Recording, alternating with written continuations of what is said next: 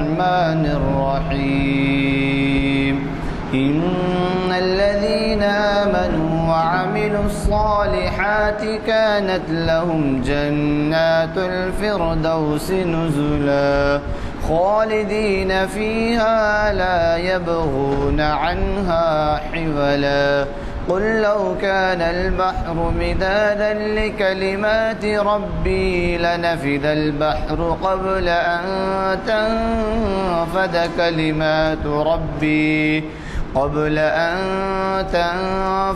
كلمات ربي ولو جئنا بمثله مددا قل إنما أنا بشر مثلكم يوحى إلي أنما إلهكم إله واحد فمن كان يرجو لقاء ربه فليعمل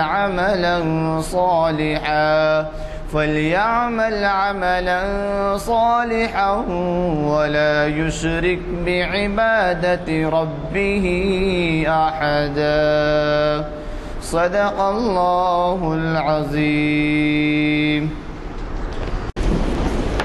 السلام علیکم حضرات. ابھی نماز کی جماعت کے بعد اعلان کیا گیا کہ آج ہمارے درمیان جناب محمد ضیاء الدین نیّر صاحب، جو شاید ان محافل کے قدیم ترین مقررین میں سے ہیں، اور جنہوں نے شاید ہر نشست میں، نوعیت کی نشست میں اقبال شناسی ہی نہیں بلکہ شریعت انفارمیشن سروس اور تاریخ اسلام کے محافل کو بھی انہوں نے گرمایا ہے. حضرات، آج انہوں نے ایک ایسا عنوان دیا ہے جو اس کی بہت سخت ضرورت تھی. اس کی وجہ یہ ہے کہ شریعت کا انٹرپریٹیشن کا کچھ لے لیا جاتا ہے، عمل میں ابدوری ہے اور جہالت ہے. جہالت سے مراد عام طور پہ جو جہالت ہے وہ نہیں، جہالت سے مراد پڑھے لکھے بھی ناواقف ہیں شریعت، احکام شریعت سے. تو اب آپ اس سے اندازہ لگائیے کہ کتنا اہم عنوان ہے. تو میں اس سے پہلے بھی کہہ چکا ہوں کہ ہمارے مقررین کو ہم نے یہ آزادی دے رکھی ہے کہ وہ عنوان خود سے دیں اپنا، اور اس کی وجہ یہ ہے کہ وہ حالات حاضرہ پر ان کی نظر ہوتی ہے. اور وہ ایک بہت بڑے آرگنائزیشن سے، بابو خان صاحب کے کمیٹی میں ہوں، اور یہی نہیں کہ حیدرآباد بلکہ آندھرا اور کرناٹک کے علاقوں سے بھی ان کے دورے ہوتے ہیں، اور شاید میں سمجھتا ہوں ہر مہینہ 10-20 دن کے ان کے دورے رہتے ہیں. تو یہ عنوان کی اہمیت ہے. شریعت انفارمیشن سروس کی 772ویں نشست ہے آج، اور یہ منعقد ہو رہی ہے جامع مسجد عالیہ گن فاؤنڈری کے کانفرنس ہال میں بتاریخ 19 اگست 2019 مطابق 17 ذی الحج 1440 ہجری. حضرات، یہ بتانے کی چندہ ضرورت نہیں ہے کہ ہمارے یہ اعلانات اخبارات ہی میں نہیں چھپتے، بلکہ کئی پیمفلیٹس اس کے ہم چھپاتے ہیں اور تقسیم کرنے کے لیے مدعو کرتے ہیں آپ حضرات کو، اور ہم سے بھی جتنا ہوتا ہے وہ تقسیم ہوتے ہیں. پھر ایک بار میں آپ سے گزارش کروں گا کہ یہ جو خطابات ہوتے ہیں اس کو نہ صرف حیدرآباد، نہ صرف ہندوستان بلکہ بیرون ملک بھی ان کو سنا جاتا ہے. تو ایسے میں آپ اپنے گھر والوں کو بھی اگر ترغیب دیں تو وہ بہت بڑی بات ہوگی، کیونکہ ان کو موقع نہیں ہوتا کہ شریعت کے بارے میں معلومات حاصل کریں یا دینی علوم کے بارے میں معلومات حاصل کریں. میں قوی توقع رکھتا ہوں کہ آج آپ کے تعاون کی وجہ سے سلسلہ چل رہا ہے. اب یہ 772ویں بولے تو 450 کے 10 سال ہو جاتے، 45 نشستوں کے 10 سال ہو جاتے. 45 جو تو آپ یہ دیکھیے کہ ہر سال ہمارے 45 نشستیں ہوتی ہیں، کیونکہ رمضان میں نہیں ہوتی. تو اس طریقے سے اس کا اندازہ لگا سکتے ہیں. اور پھر میں آپ سے یہ بھی گزارش کروں گا کہ ہماری چاہت شنبے کی نشست بہت ہی نامور شخصیت ڈاکٹر رؤوف خیر کی ہے، اور وہ ہے جاوید نامے کا صوفی منصور. اور جاوید نامہ کیا ہے اس سے تو آپ واقف ہیں اور آپ مزید اس پر روشنی پڑے گی. اور یہ محفل اقبال شناسی کی 993 نشست ہے. یعنی مطلب یہ ہے کہ 7 نشستوں کے بعد 1000 نشستیں کمپلیٹ ہوگی. اور اس کو تو بڑے پیمانے پر منانا ہے ہم کو. اور اس سے چہارشنبے کے دن اسی مقام پر اسی وقت پر آپ ضرور تشریف لائیں اور استفادہ فرمائیں. میں آج کے مخرج صاحب سے گزارش کروں گا کہ وہ نشین پر تشریف لائیں اور ہم نے اپنے خطاب سے استفادے کا موقع. الرجیم بسم اللہ الرحمن الرحیم نحمدہ ونصلی علی رسولہ الکریم اما بعد. محترم عالی جناب غلام یزدانی صاحب سینئر ایڈوکیٹ کنوینر محافل، جناب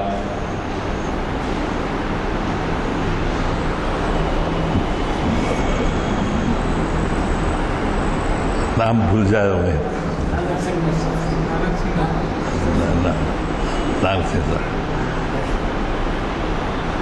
محترم عمر علی خان صاحب اور معزز حضرات، السلام علیکم. آج کی گفتگو کا جو عنوان ہے بہت اہم ہے. عموماً جو بھی عنوانات یہاں دیے جاتے ہیں اکثر موسٹ آف دیم جو ہے ہم کو کچھ سیکھنے کا موقع ملتا ہے. اور جو ایڈریس کرتے ہیں وہ اچھی خاصی تیاری کر کے آتے ہیں یہاں پر. جیسا کہ ابھی محترم یزدانی صاحب نے فرمایا، ہم بعض وقت ہر آدمی جو ہے کئی کتابیں نہیں پڑھ سکتا، لیکن یہاں آنے سے یہ ہوتا ہے کہ ہمارے ذہن کے دروازے کھلتے ہیں. اور الحمدللہ ان محافل میں ایسے ہی ہوتا ہے جیسا کہ ہم جدے میں کرتے تھے ایک زمانے میں، کہ اختلاف رائے ہو سکتی ہے، اس پہ بحث، لیکن دائرۂ تہذیب میں. اس سے بہت فائدے ہوتے ہیں. عام طور پہ ایسا نہیں ہوتا ہے ہر جگہ، فوری ایک آدمی اٹھے گا، دوسرا اختلاف کرے گا اور اس طرح سے چلتا رہتا ہے. خیر، تو ہم اللہ کا فضل ہے کہ خوش نصیب ہیں کہ یہاں پر جمع کیے جاتے ہیں اور کچھ جو ہے سیکھنے کا موقع بھی ملتا ہے. تو آج کی گفتگو جو ہو رہی ہے شریعت و حقیقت. عام طور پہ یہ دیکھتے ہیں کہ شریعت بھی ہے، طریقت ہے، اس کے بعد حقیقت ہے، تین جو ہے. چنانچہ ہوا یہ آتھینٹک حدیث مشہور حضرت عمر فاروق رضی اللہ تعالیٰ عنہ سے کہ مسجد نبوی میں حضور اکرم صلی اللہ علیہ وسلم نماز پڑھا کر بیٹھے ہوئے تھے، صحابہ بھی تھے رضوان اللہ تعالیٰ علیہ مجمعین، حضرت عمر فاروق بھی تھے اس وقت وہاں پر. تو ایک کالے سیاہ بال، سفید ڈریس، بالکل وائٹ کلر کا ایک آیا آدمی کی شکل میں، اور حضور اکرم صلی اللہ علیہ وسلم کے زانوئے مبارک جو تھے اس سے اپنے پیر ہاتھ ملا کے بیٹھ گئے، یعنی یوں اس طرح سے بیٹھنے کے بعد وہ جو اجنبی تھے سارے صحابہ دیکھ رہے تھے کہ وہ عجیب شخصیت ہے، عجیب آدمی ہے، کون ہے یہ. تو خاموش پر پہلے تو سوال نہیں تھا کہ کوئی حضور اکرم صلی اللہ علیہ وسلم کے سامنے بآواز بلند بات کرتا، کیونکہ حکم ہے وَلَا تَرْفَعُوا أَصْوَاتَكُمْ فَوْقَ صَوْتِ النَّبِيِّ وَلَا تَجْهَرُوا بِالْقَوْلِ كَجَهْرِ بَعْضِكُمْ لِبَعْضٍ أَن تَحْبَطَ أَعْمَالُكُمْ. حضور اکرم صلی اللہ علیہ وسلم کے ساتھ کسی نشست میں بیٹھنے تو یہ آیت میں کیا ذکر آ رہا ہے؟ اپنی آوازوں کو بلند نہ کرو، اپنی آوازوں کو بلند نہ کرو. لا ترفعوا اصواتکم فوق صوت النبی، حضور اکرم صلی اللہ علیہ وسلم کی آواز پر، ورنہ ایسا کرے گے تو کیا ہوگا؟ ولا تجہروا بالقول کجہر بعضکم لبعض ان تحبط اعمالکم. اگر تم ایسی بدتمیزی کرو گے تو تمہارے جتنے بھی اچھے اعمال ہیں ان تحبط، وہ سب جلا دیے جائیں گے اور اس کا کوئی اجر نہیں ملے گا اگر کوئی حضور اکرم صلی اللہ علیہ وسلم کی آواز سے بولے. ایک دفعہ میں سمجھتا ہوں کوئی 25 سال پہلے ہم اکثر ہندوستانی پاکستانی کوشش ہوتی کہ تراویح رمضان کی نماز کا مکمل کر کے وہاں سے مدینے کو رات میں نکلتے تھے کہ بھئی دوسرے دن مدینے میں چاند دکھے گا اور عید ہوگی. تو ہم بھی گئے اس میں.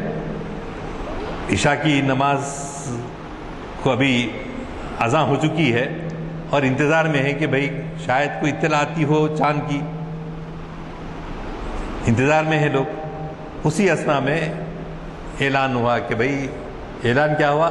وہ کوئی ریڈیو سے سنا کیا تھا کہ وہ اعلان کرنا ہی تھا لوگ تالی بجائے، جو کہ غیر اسلامی تہذیب کے خلاف. تو آپ یقین کیجئے کہ جب فرض نماز عشاء کے لیے امام صاحب کھڑے رہے تو ہی واز کرائنگ، رو رہے تھے وہ بآواز بلند کہ اتنی بدتمیزی جو کبھی یہاں پر نہیں ہوئی تھی مسجد نبوی میں، لیکن جہاں حضور آرام فرما ہے وہاں پر ہم لوگ تالی بجا کر اس طرح سے. اس لیے مواضع شریف میں جب ہم جاتے ہیں تو وہاں پر جو آیت لکھی ہوئی یہ لکھے یہ سورہ جو میں ابھی آپ کے سامنے پڑھا کہ آپ اپنی آوازوں کو حضور کی آواز پر بلند کرو. تو یہ ادب صرف مسجد نبوی کے لیے نہیں ہے، کہیں بھی کسی مسجد میں کسی اجتماع میں حضور اکرم صلی اللہ علیہ وسلم کا نام آئے تو بہت ہی ادب کے ساتھ، ورنہ پورے اعمال ضائع ہو جائیں گے. ان تحبط اعمالکم.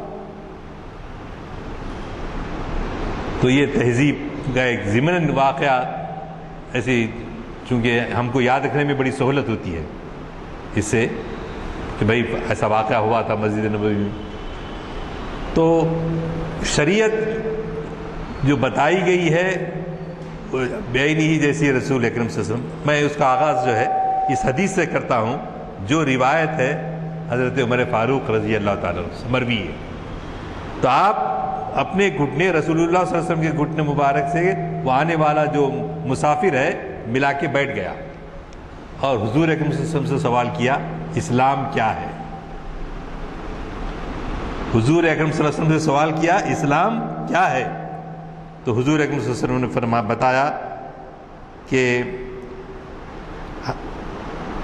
اسلام یہ ہے کہ رسول اللہ کے پاس گھٹنوں سے رسول اللہ صلی اللہ علیہ وسلم فرمایا اسلام یہ ہے کہ یہ گواہی دو کہ اللہ کے سوا کوئی معبود نہیں، لا الہ الا اللہ، اور محمد صلی اللہ علیہ وسلم اس کے رسول ہیں، محمد رسول اللہ صلی اللہ علیہ وسلم، اور نماز قائم کرو، زکوٰۃ دو، رمضان کے روزے رکھو، اور حج بیت اللہ کی استطاعت ہو تو عمر میں ایک مرتبہ حج بیت اللہ کراؤ اگر آپ وہاں تک پہنچ سکتے ہیں.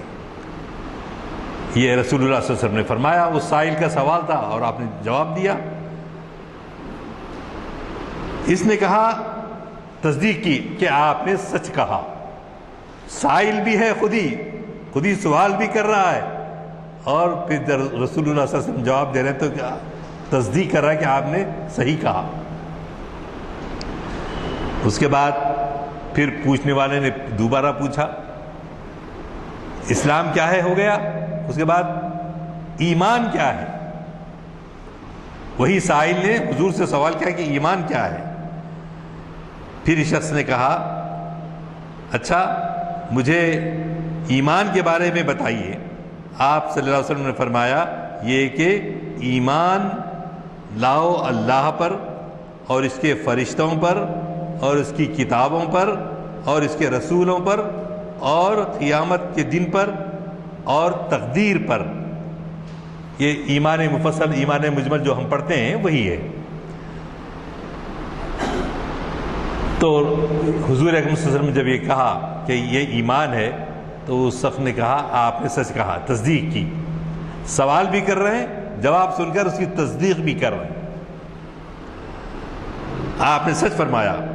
پھر کہا اچھا مجھے احسان کے بارے میں بتاؤ۔ احسان کا انگریزی میں ترجمہ تو ایکسلنٹ کر رہے ہیں، ترجمہ اس کا بھی ہے ایکسلنٹ۔ تو احسان کے بارے میں بتائیے۔ آپ صلی اللہ علیہ وسلم نے فرمایا احسان یہ ہے کہ اللہ کی عبادت اس طرح کرو گویا اسے دیکھ رہے ہو۔ اللہ کی عبادت ایسی کرو کہ گویا اسے دیکھ رہے ہو، اور اگر ایسا ممکن نہ ہو تو وہ تمہیں دیکھ رہا ہے، یہ شعور ہو کہ وہ تمہیں دیکھ رہا ہے۔ اس شخص نے کہا آپ نے سچ فرمایا، تصدیق کی پھر اس نے۔ پھر کہا سائل نے اچھا قیامت کے بارے میں بتائیے۔ تو آپ صلی اللہ علیہ وسلم نے فرمایا وہ پوچھنے والے سے زیادہ نہیں جانتا، جتنا علم تمہیں ہے مجھے بھی اتنا ہی علم ہے۔ تو پھر اس نے سوال کیا کہ قیامت کی علامتوں کے بارے میں بتائیے۔ اگر آپ قیامت کے بارے میں نہیں بتا سکتے تو قیامت کی علامتوں کے بارے میں بتائیے۔ آپ صلی اللہ علیہ وسلم نے فرمایا قیامت کی علامتوں میں سے یہ ہے کیا؟ جب لونڈی اپنے مالکن کو جلنے لگے گی۔ لونڈی یعنی مطلب یہ کہ کوئی وہ نہیں ہے، احترام نہیں ہے۔ آپ نے فرمایا قیامت کی علامتوں سے یہ ہے جب لونڈی اپنے مالکن کو جلنے لگے گی۔ جب تم بھوکے لوگوں کے رحم و کرم پر اور بکریاں چلانے والوں کو بڑی بڑی عمارتیں بناتے ہوئے دیکھو۔ یہ نشانیاں قیامت کی، ایک دوسرے سے مقابلے ہو رہے ہیں۔ ان کی 10 منزلہ بلڈنگ ہے، ان کی 8 منزلہ ہے۔ اب پہلے صرف سیئر ٹاور امریکہ کا سنتے تھے، اس کے بعد ملیشیا میں بھی بنا اور اب جدہ میں بھی بن رہا ہے۔ بڑے بڑے عمارتیں بنانے میں ایک دوسرے سے مقابلہ کر رہے ہیں۔ پھر وہ شخص سوال کرنے کے بعد چلا گیا اور حضور اکرم صلی اللہ علیہ وسلم غور کرتے ہوئے کچھ دیر بیٹھے رہے۔ بیٹھنے کے بعد پھر حضرت عمر فاروق رضی اللہ تعالیٰ عنہ کو آواز دی، عمر جانتے ہو تم یہ آنے والا کون تھا جو چلا گیا، جو سوال کر رہا تھا؟ تو اے اللہ کے نبی ہم آپ کے سوا کچھ نہیں جانتے، آپ جو بولیں گے اس پر ہم کو نہیں معلوم وہ کون تھے۔ تو اللہ کے رسول نے فرمایا یہ حضرت جبرائیل علیہ السلام تھے جنہوں نے تمہارا دین سکھانے کے لیے آئے تھے۔ کیئر آف پروفٹ محمد صلی اللہ علیہ وسلم آپ کے سامنے اہم باتیں دین کی، کتنی بڑی اہم حدیث ہے دیکھیے۔ ویسے اور بہت ساری حدیث میں قیامت کی نشانیوں کے بارے میں اور بھی آتا ہے، یہاں اس حدیث کے اندر اس کا ذکر نہیں ہے، جتنا میں نے پڑھا ہے اتنا ہی آپ کے سامنے بیان کر رہا ہوں۔ تو یہ دین اسلام کیا ہے؟ ان الدین عند اللہ الاسلام، بلا شبہ اللہ کے نزدیک اسلام جو ہے دین ہے. یہ آپ نے اعلان کب فرمایا؟ حجۃ الوداع کے موقع پر اونٹ کے کجاوے پر کھڑے ہو کر آپ نے اعلان فرمایا کہ آج اسلام مکمل ہو گیا اور ان الدین عند اللہ الاسلام، اللہ کے نزدیک اسلام ہی دین ہے. تو برادران عزیز، آپ بولیں گے اس میں شریعت پھر معرفت کی باتیں کچھ آئی نہیں ابھی تک. نے شریعت کی باتیں بھی آئی، معرفت. اس حدیث کے اندر ساری چیزیں ہیں. اس میں شریعت بھی ہے، اس میں طریقت بھی ہے، اس میں معرفت بھی ہے. جب آپ کو یہ کہا جا رہا ہے کہ نماز پڑھو تو ایسی پڑھو کہ آپ اللہ کو دیکھ رہے ہیں، تو یہ ہوئی معرفت. اب ہمارے جیسے پڑھنے والے کیا پڑھتے شریعت میں؟ میں اکثر مثالیں دیتا رہتا ہوں کہ اس میں ایسا ہوتا ہے بھائی، اس میں ایک صاحب کے 3 دکانیں تھے، ABC دکانیں، ان کے برانچز تھے. تو ایک دن کیا ہوا، عصر کی نماز میں امام صاحب نہیں اچھا ہے. امام صاحب جو ہے بولے کہ نماز السلام علیکم رحمۃ اللہ جو ہے 4 رکعتوں پر ہی پھیر دی. تو اب نماز ختم ہونے کے بعد ہمارے مصلی یہ اعتراض کرنے لگے کہ امام صاحب آپ نے جو ہے 4 رکعت نماز نہیں پڑھائی، 3 رکعت ہی پڑھائی. تو امام صاحب کہنے نہیں، میں نے 4 پورے مکمل کی ہیں. تو بحث ہونے لگی. تو آخر میں کوئی دلیل دیجیے آپ. تو ایک صاحب آگے آئے، میری 4 دکانیں ہیں ABCD. میں پہلی رکعت جب آپ امام صاحب پڑھتے ہیں تو پہلی دکان کا حساب کر لیتا تھا، اتنے بکے ہیں، اتنے مرغیاں بکے، اتنے کیا بکے، یہ حساب کر لیتا تھا. اور ایک حساب ہو جانے کے بعد بی میں کیا آمدنی ہوئی، کتنا خرچ ہوا، وہ حساب کر لیتا. سی میں کر لیا، لیکن اس کے بعد آپ سلام پھیر دیتے. ڈی کا 4تھی دکان کا حساب کرنے کا مجھے موقع ہی نہیں ملا. تو کیا معلوم ہو رہا ہے اس کتاب سے؟ اس سے یہ معلوم ہے کہ کانسنٹریشن کدھر ہے؟ اپنی تجارت کی طرف ہے، اپنی دکانوں کی طرف ہے، بچے ہوں تو کرکٹ کی طرف ہے، ہاں، اور ڈاکٹر ہوں تو ان کا اپنا ہے. یعنی معلوم یہ ہوا کہ نماز میں کھڑے ہوئے ہیں اور ہماری توجہ کہیں اور دنیا میں بٹ رہی ہے. جبکہ حدیث سے شریف میں جو صحاح ستہ کی بہت ہی اہم حدیث آپ کے سامنے سنائی گئی ہے، اس کے مطابق جو ہے نماز ہوتی ہی نہیں اگر ہم جو ہے توجہ ہماری دنیا کے امور میں ہو، دنیاوی امور میں ہو. یہ شریعت کا بنیادی. اب اگر یہ شریعت کے اندر، نماز کے اندر ایسا کانسنٹریشن پیدا ہو جائے کہ جس طرح سے حضرت علی رضی اللہ تعالیٰ عنہ کہتے تھے، ہم مسلمانوں کو سوچنا چاہیے کہ بھئی کیسے لوگ تھے وہ.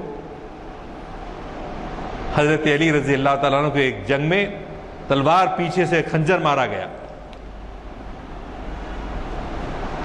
تو لوگ آ کے جو ہے کوشش کر رہے تھے کہ بھئی وہ خنجر کو نکالیں. بہت تکلیف ہو رہی تھی. تو حضرت علی رضی اللہ تعالیٰ نے کیا کہا؟ دیکھو، میں نماز کے لیے کھڑا ہو جاتا ہوں اور اس کے بعد تم تلوار نکال لینا. کیونکہ ان کی نماز میں اتنا انہماک ہوتا تھا، اتنے غرق ہو کے پڑھتے تھے وہ لوگ کہ خنجر بھی پیٹھ سے نکالا جا رہا ہے تو تکلیف نہیں ہوتی، جبکہ عام حالت میں ان کو تکلیف ہوتی. کیا ہے وہ ایمان ہمارے ہے؟ ہم میں تو یہ رہتی کہ جتنا آج امام صاحب لمبی رکعت پڑھے، بہت ایسے تبصرے بھی ہوتے ہیں. تو امام صاحب کو بھی خیال رکھنا چاہیے مصلیوں کا، اور مصلیوں کو بھی خیال رکھنا چاہیے امام صاحبان. تو یہ شریعت سے لے کے اب طریقت میں آ رہے، طریقت سے اب معرفت میں آ رہے. تو اصل میں نماز جو ہے وہ ہے سب سے بنیادی چیز جس میں کنسنٹریشن، کیونکہ قرآن مجید کا ذکر بار بار، نماز کا ذکر قرآن پاک میں کتنی جگہ آیا ہے. یا ایھا الذین آمنوا یا ایھا الذین آمنوا استعینوا بالصبر والصلاۃ ان اللہ مع الصابرین.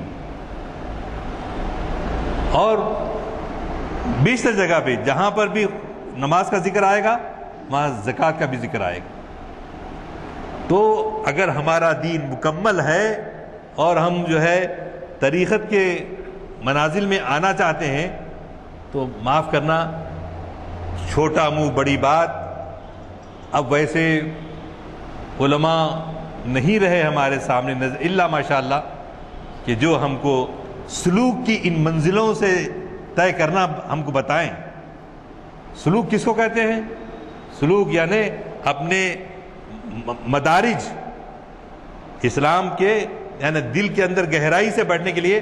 جیسا ڈاکٹر ہوتا ہے ہماری فزیکل پرابلمس کے لیے، ہمارے بلڈ پریشر کے لیے، ہمارے بخار کے لیے، اس کے لیے ڈاکٹر ہوتا ہے. تو لیکن ہمارا روحانی ڈاکٹر کون ہوتا؟ مرشد ہوتا تھا. پہلے 100 سال تک لفظ تصوف نہیں آیا تھا اسلام کے. دوسری صدی ہجری میں اس کا ذکر آیا، جس میں بہت سارے ایسے ہمارے صوفیاء کرام ہیں جو لفظ تصوف کو جو ہے مروج کیے. ورنہ اس سے پہلے کیا تھا؟ اس سے پہلے یہ ہوتا تھا کہ نماز میں انہماک، نماز میں اسی کو لفظ کو تصوف بعد میں کہا گیا. کیوں؟ کہ وہ مرشدین، وہ روحانی ڈاکٹر اپنے آنے والے مریض کو اس کی دنیا میں دلچسپیاں، دنیا داری اس کی، اور نیکوکاری کے بجائے دنیا داری کی طرف زیادہ ہوتا تھا. ان کی اصلاح کرتے تھے، ان کی اصلاح کرتے تھے، اور ان کے قلب کے اندر، قلب میں ساری چیزوں کو نکال کر صرف اللہ کو بھرتے تھے. اس کا نام تصوف ہے. اس کے لیے چونکہ بہت اہم موضوع ہے، میں تقریر کے بجائے تھوڑا سا میں پیسیج آپ کے سامنے سنانا چاہتا ہوں. دوسری صدی ہجری سے پہلے تصوف کا لفظ معروف نہیں تھا، معروف نہیں تھا. اور تصوف کی جگہ، صوفی کی جگہ کیا کہا جاتا تھا؟ زاہد کہا جاتا تھا. زاہد، زہد و تقوی سے. ابو حامد غزالی رحمۃ اللہ علیہ تصوف کی تعریف ان الفاظ میں کرتے ہیں: دل کو اللہ کے لیے خالی کرنا، دل کو اللہ کے لیے خالی کرنا، اور اللہ کے لیے اور اللہ کے سوا ہر چیز کو حقیر سمجھنا، صرف اللہ کو اہمیت اور باقی حقیر چیزیں. حضرت شیخ عبد القادر جیلانی رحمۃ اللہ علیہ کہتے تھے صوفی وہ ہے جس کا ظاہر و باطن کتاب و سنت کی پیروی کی بدولت پاک و صاف ہو جائے. حضرت جنید بغدادی رحمۃ اللہ علیہ فرماتے ہیں تمام راستے بند ہیں سوائے اس شخص کے لیے جو رسول اللہ صلی اللہ علیہ وسلم کی پیروی کرتا ہے. ہم بہت سارے جاہل صوفیوں کو سنتے، اللہ ہماری نماز معاف کر دیا. کہاں سے لے کر آتے، کیسے؟ ارے وہ مٹکا رکھا ہوا ہے، وہ سیندی پی رہے تھے. ارے آپ کے لیے سیندی ہے، ان کے لیے تو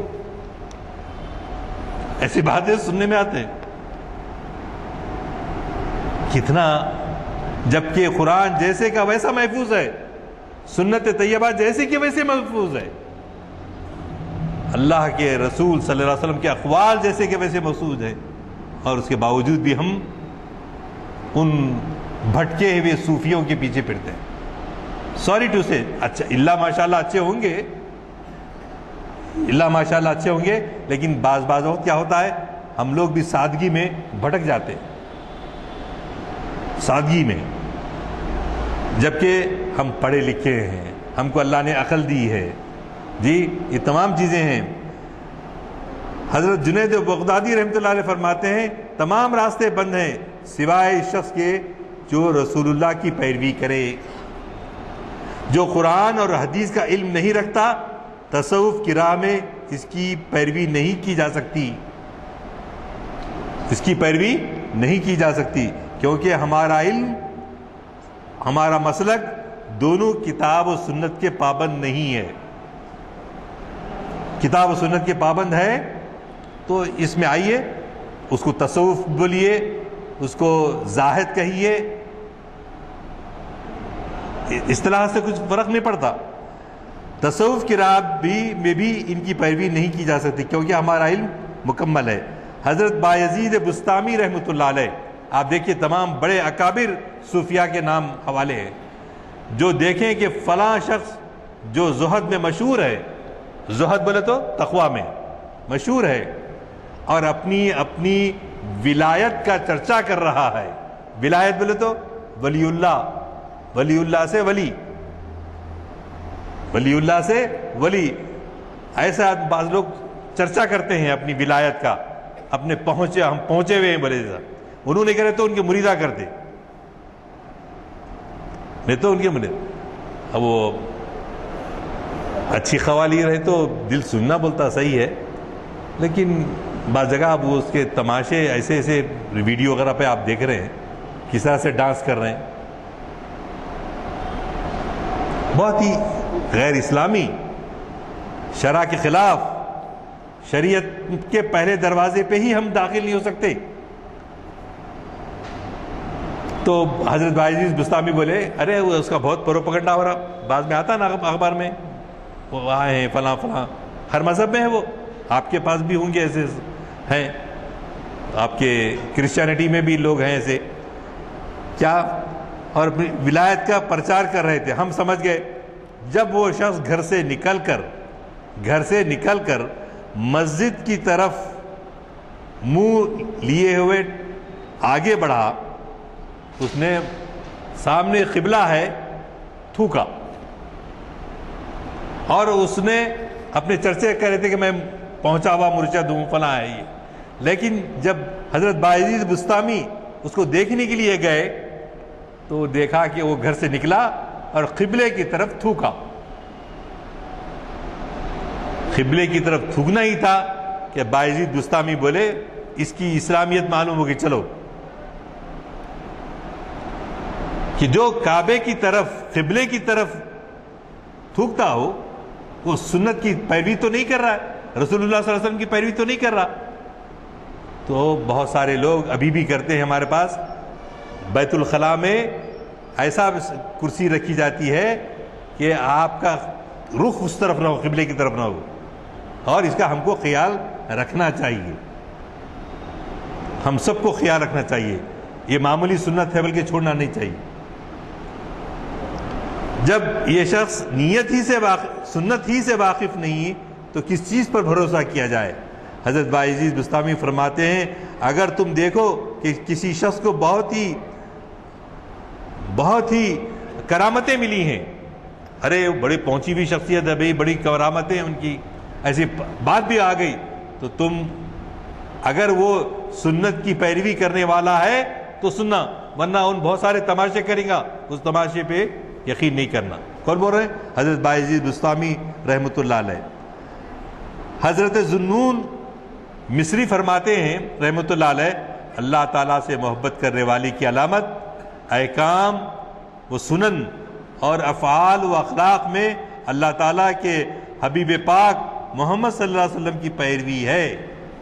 حضرت بشر حامی رضی اللہ رحمۃ اللہ علیہ کہتے ہیں میں نے رسول اللہ صلی اللہ علیہ وسلم کو خواب میں دیکھا. آپ صلی اللہ علیہ وسلم نے فرمایا بشر تم جانتے ہو کہ تمہیں اللہ تعالیٰ نے تمہارے ساتھیوں کے درمیان کس درجے بلند فرمایا ہے، تم کو بلندی عطا کی ہے. یعنی حضور صلی اللہ علیہ وسلم ان کے خواب میں آ جانا ان کی سر بلندی ہے.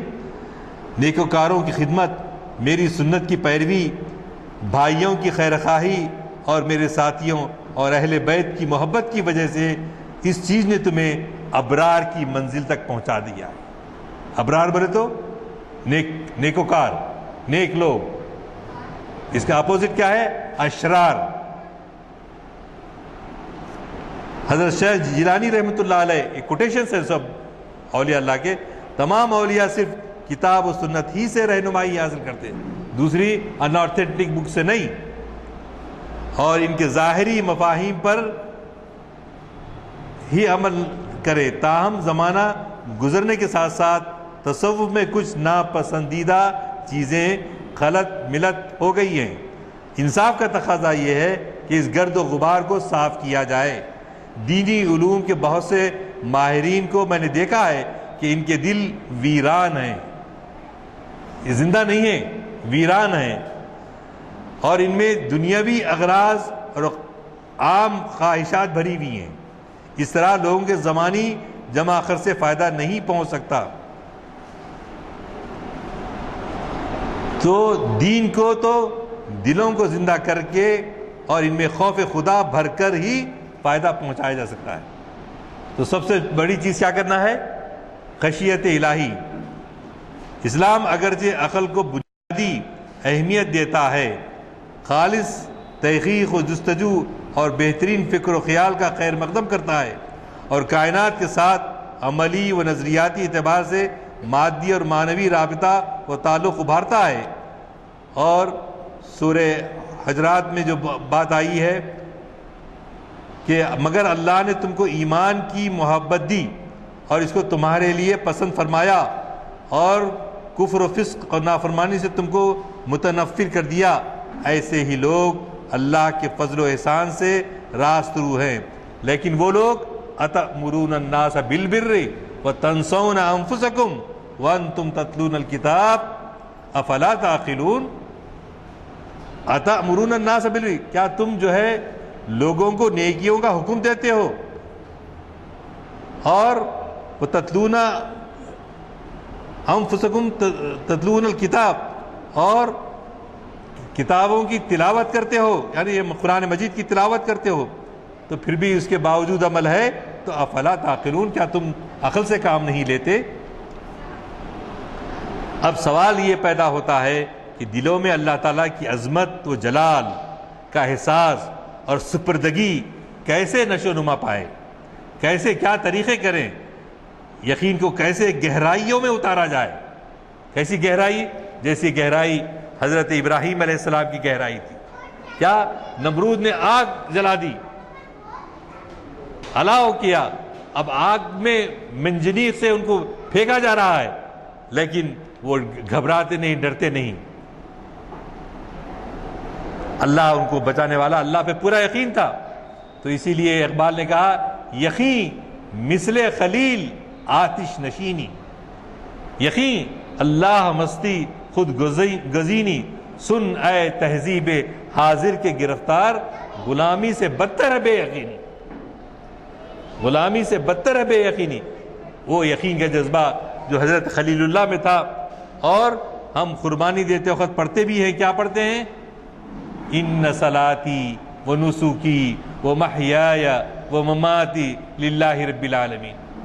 بلا شبہ میری نماز، ان صلاتی و نسکی، میری قربانی اور میری زندگی، میری تمام چیزیں اللہ ہی کے لیے، اللہ ہی کے لیے۔ اگر اس جذبے سے قربانی کی جاتی ہے تو قربانی مقبول بھی ہے، اور اس کے اثرات ہماری اپنی زندگیوں پر بھی آئیں گے، ہماری اپنی زندگیوں پر بھی آئیں گے۔ تو اس لیے ہر چیز، ہر عمل کو غور و فکر کر کے، اگر سمجھ میں نہیں آتا تو اہل علم کے پاس رجوع ہو کر اس کو سمجھیں، اور جو فعل بغیر سمجھے کہ کیا جائے گا اس سے وہ زندگی میں فائدہ نہیں ہوگا۔ اللہ کی معرفت کو ایسے شیریں ذوق میں کیسے تبدیل کیا جائے جو دلوں میں رقت و نرمی پیدا کرے، رقت اور نرمی پیدا کرے، اور اس کو آلودگیوں سے پاک کر دے۔ انسان کے دل میں اپنے پروردگار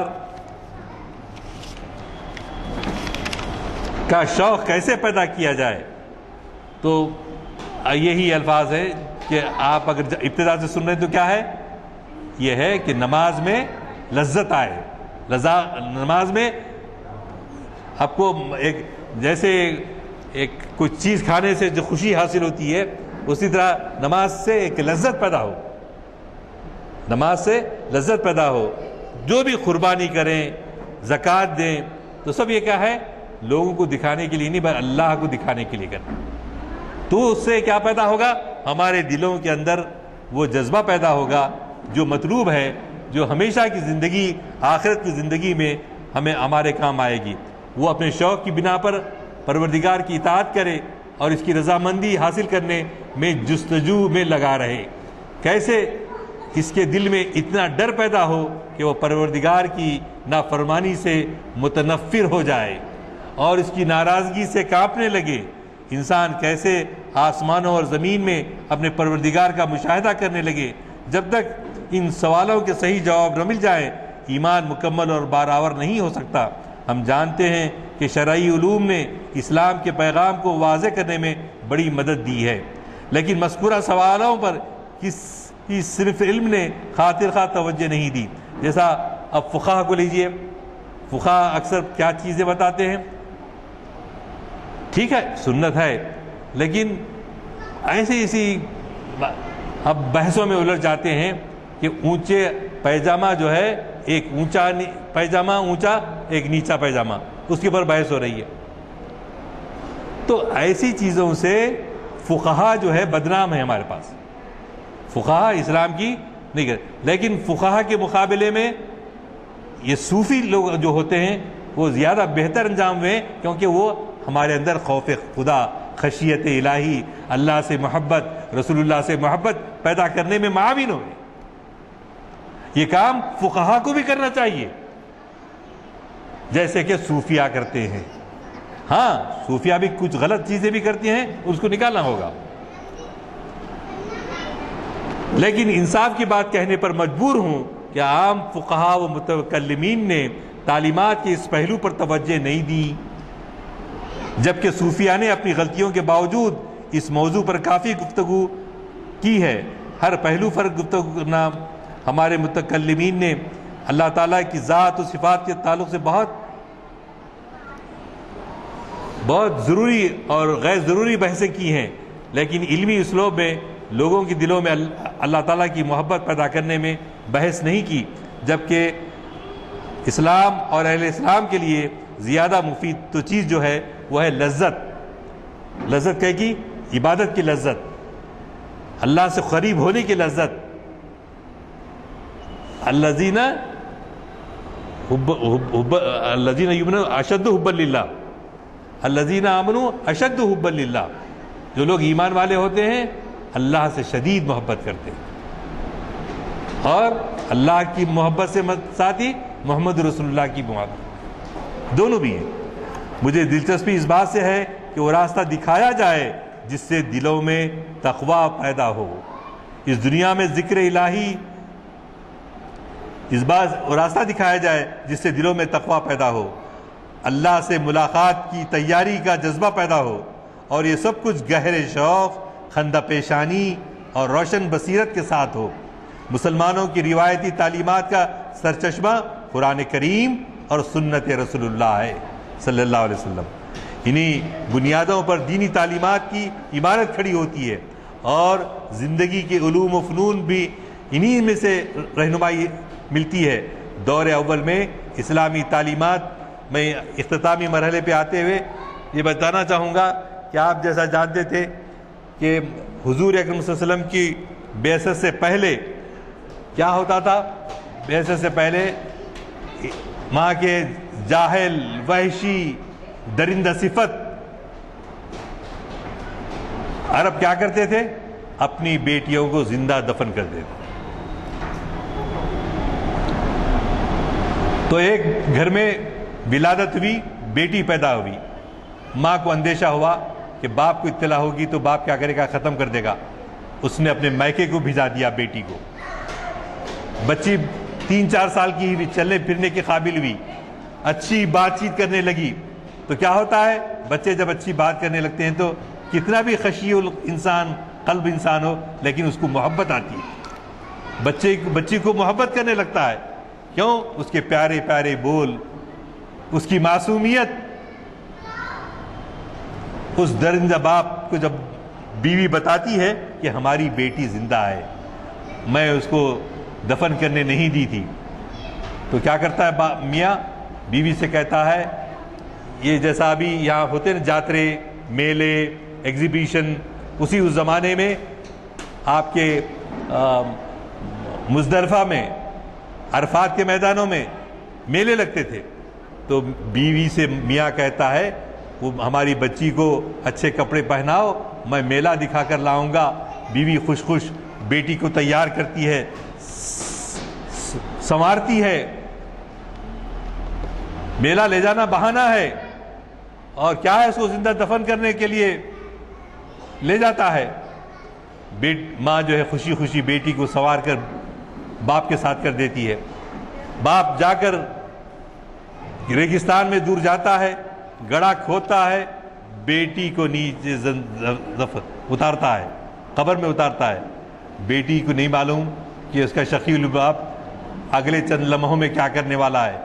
بیٹی نے کہا، ابا جان آپ کی داڑھی کو مٹی لگی ہے، میں صاف کرتی ہوں.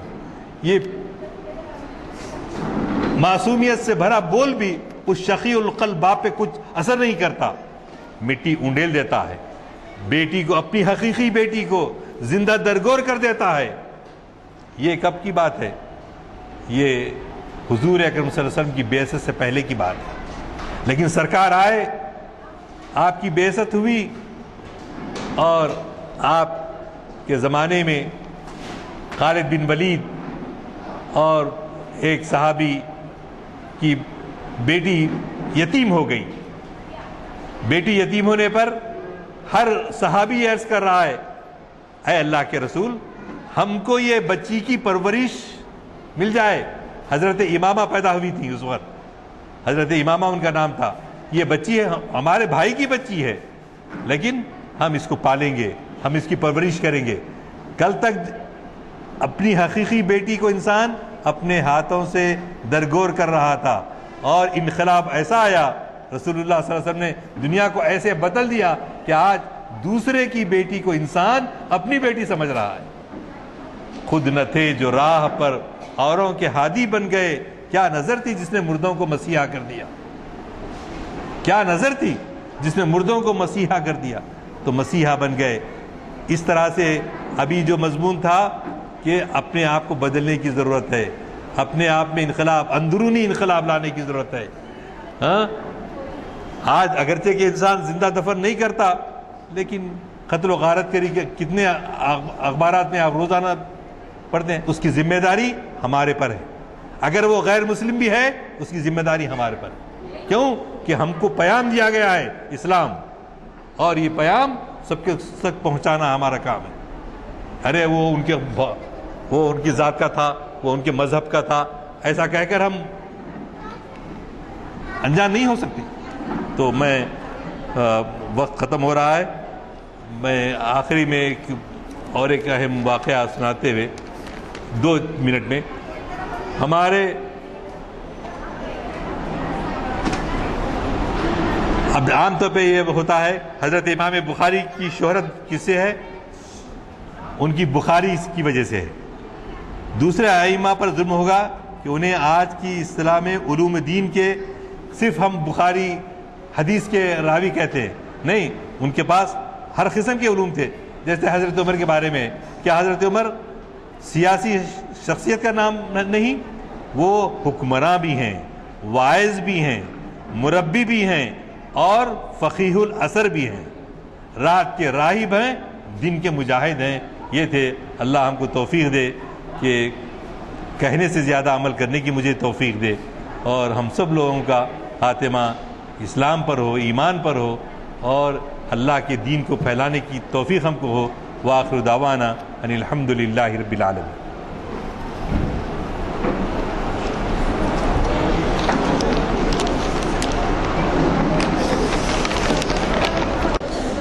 جس معیار کا خطاب ہوا اس سے آپ بخوبی واقف ہیں، اس میں تبصرے کی ضرورت نہیں ہے. 1-2 باتیں ایسی ہیں، جیسے طریقت کا جو بات کہی گئی اور اسلام سے کتنی دور ہیں، اس کا اندازہ لگائیے کہ نماز تو پڑھ رہے ہیں لیکن دھیان دوسری طرف. تو علامہ اقبال نے یہی کہا تھا کہ تیرا سر تو ہے سجدے میں، تجھے کیا ملے گا نماز میں، تیرا دل ہے صنم آشنا، تجھے کیا ملے گا نماز میں۔ ابھی صنم جو ہے وہ پیسے کا صنم ہے جو رکعت میں جو ہے، اور مولانا آخر ایک واقعہ سناتے تھے، وہ بھی آپ کے گوش گزار کر دوں۔